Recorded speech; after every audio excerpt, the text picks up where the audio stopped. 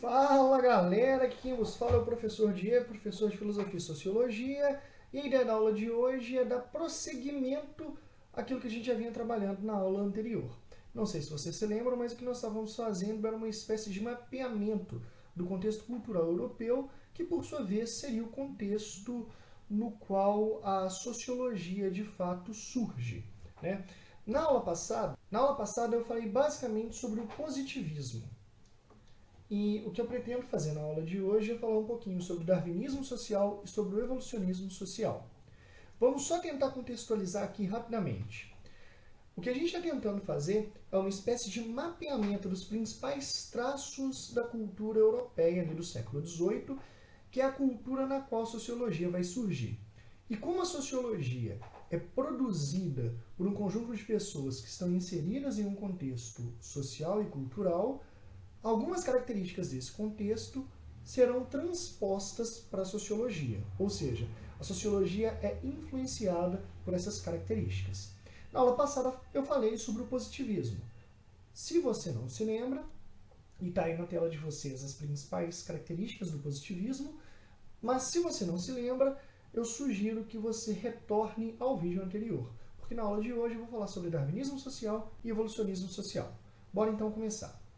O darwinismo social, ele é um conjunto de crenças que, por sua vez, vai determinar, vai se caracterizar pela convicção de que as características biológicas e fisiológicas dos indivíduos condicionam fortemente, ou até mesmo determinam, o comportamento desses mesmos indivíduos. O próprio nome darwinismo social já sugere que é uma espécie de aplicar uma lógica biologizante na vida social. A ideia básica do darwinismo social é você considerar que a maneira pela qual as pessoas agem seria uma espécie de desdobramento da sua própria condição biológica e fisiológica.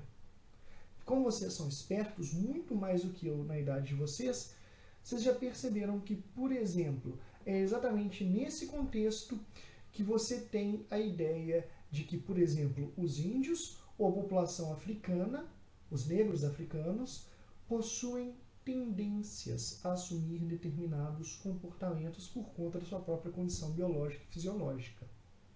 É daqui que sai esse tipo de crença que é chamada de racismo científico do século XVIII, que nada mais é do que a tentativa de legitimar as atrocidades racistas a partir do discurso científico da época.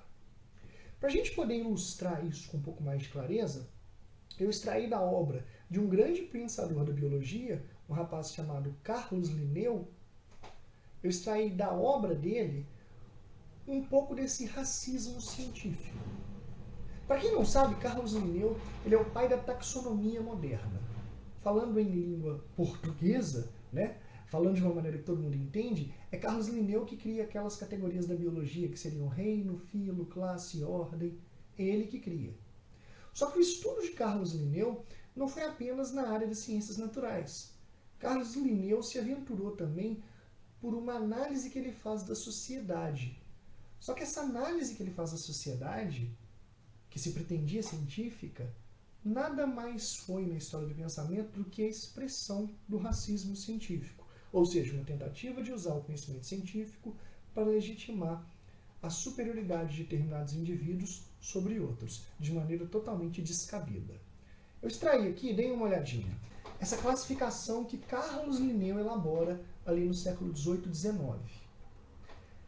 Para vocês terem uma ideia, ele faz uma classificação de todas as diversidades de populações distribuídas ao longo do mundo. E ele tenta caracterizar essas pessoas a partir da sua condição biológica e tentando, a partir dessa condição biológica, atrelar a essas pessoas determinados comportamentos sociais. Por exemplo, ele diz que existe um tipo de pessoa, uma subespécie, que ele vai chamar de Homo sapiens americanos. Ele vai dizer que essa pessoa tem uma pele vermelha, um mau temperamento e que ela é biologicamente subjugável, ou seja, ela está fadada a ser dominada por alguém.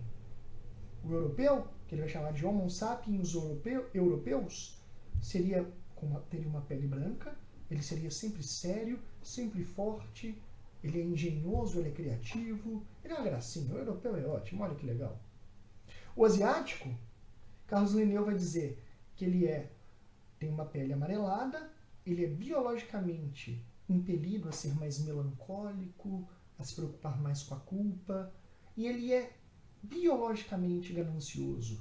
E ele vai dizer, o mesmo Carlos Linneu, que o africano possui uma coloração preta na pele, que ele é alguém impassível e biologicamente preguiçoso. Olha que coisa interessante essa exposição de Carlos Linneu. Vocês conseguem perceber que há uma mistura, uma confusão entre características fenótipicas, características físicas, e questões absolutamente culturais? Por exemplo, vamos supor que você nunca ouviu falar de Carlos Linneu. A partir dessas condições que ele coloca de cada tipo de ser humano, você diria que ele é o quê? Americano, europeu, asiático ou africano? Obviamente ele é europeu. Olha como ele caracteriza o europeu. Branco, sério e forte. Ele está se qualificando assim. Você percebe que há uma espécie implícita de superioridade do europeu sobre os demais. Carlos Linneu, um europeu, qual o contato que ele tem com o americano? Ele está pensando aqui no americano principalmente ali do hemisfério norte.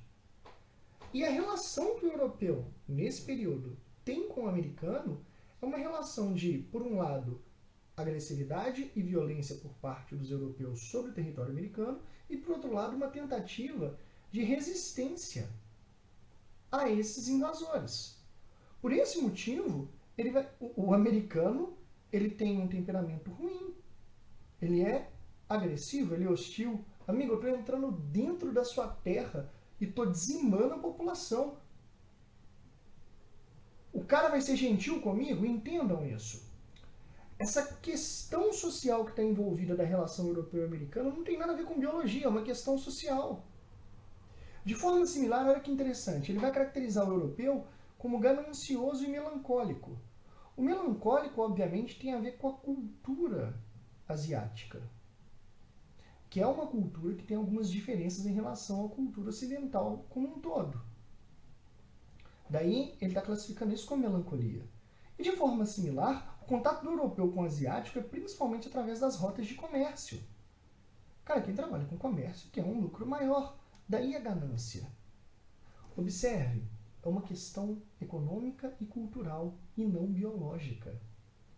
Não é que o asiático é biologicamente ganancioso ou o americano é biologicamente mal-temperado. Há todo um contexto social que é desconsiderado a partir da crença de que é a biologia que determina o comportamento social e não elementos culturais e da própria sociedade.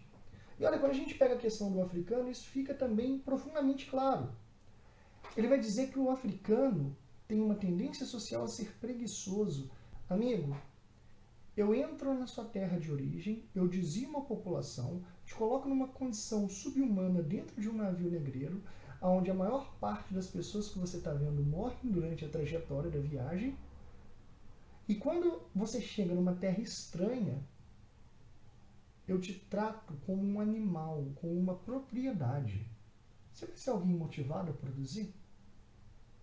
Observem, não é uma tendência biológica a ser preguiçoso.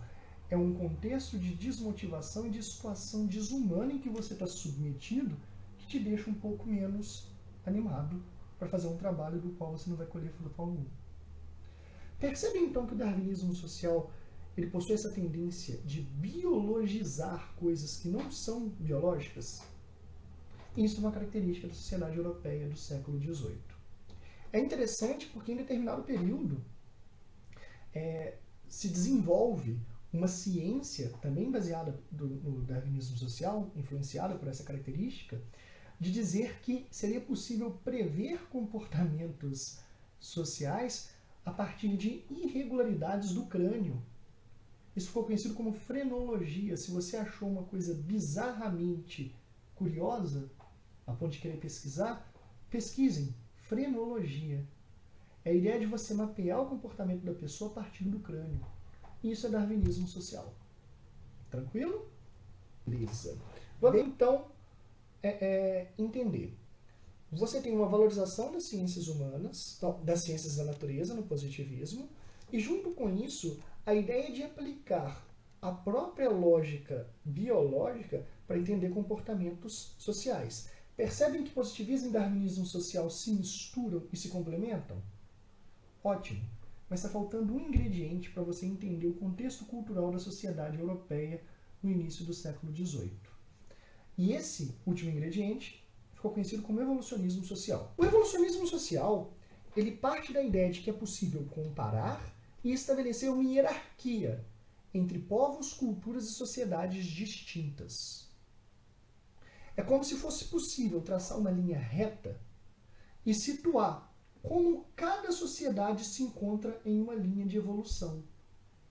Vocês já viram aquela linha, aquele desenho que representa a evolução darwiniana, onde você tem um chimpanzé, aí você tem um chimpanzé mais hominídeo, e assim vai crescendo pouco a pouco? Então, eu acho que essa linha representa o evolucionismo social. Tentem pensar que a Europa do século XVIII como um todo concebia que era possível estabelecer essa mesma linha evolutiva dos diferentes povos e sociedades. Essa crença caracterizava o evolucionismo social. Portanto, a gente pode dizer que o evolucionismo social concebe que a diferença entre duas culturas, ou seja, a diferença intercultural, é uma diferença de grau. Peraí, professor, pausa. Como assim? A diferença de grau.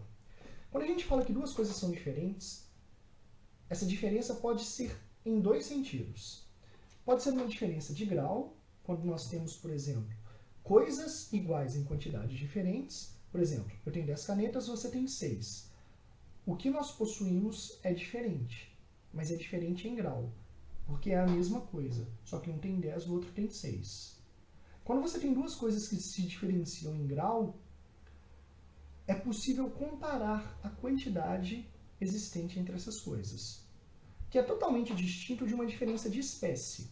Quando duas coisas são diferentes em espécie, elas são coisas diferentes e, portanto, sequer dá para comparar a quantidade entre elas. Por exemplo, eu tenho 8 canetas, você tem 7 pimentões. Não dá para comparar quem tem mais.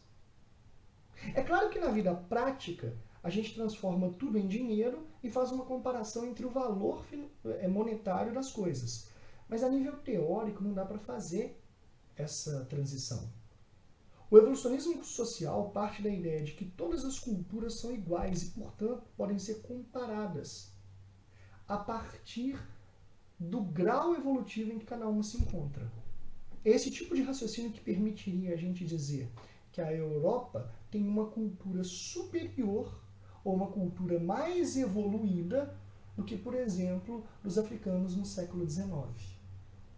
Observem, eu parto da ideia de que o desenvolvimento que as culturas estabelecem entre si são os mesmos, mas umas estão em grau menos evoluído do que as outras. Isso é o evolucionismo social.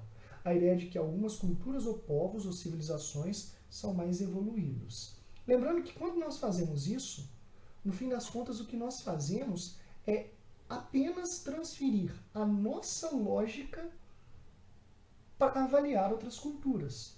Por exemplo, suponhamos que o Brasil seja uma potência militar e uma potência econômica no mundo. Nós consideraríamos que jogar futebol seria uma coisa que mostra a evolução de um povo. E a partir daí, quem não joga futebol tão bem é menos evoluído. Observem, o critério que eu elaboro é completamente aleatório.